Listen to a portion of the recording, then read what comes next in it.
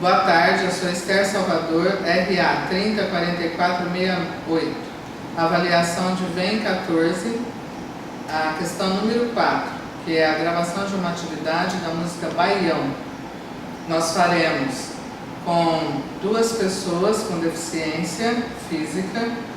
No teclado, a pessoa tem somente o segundo dedo, que é o indicador, e no atabaque não tem o braço, apenas o antebraço, então ele vai tocar com a parte que seria do cotovelo.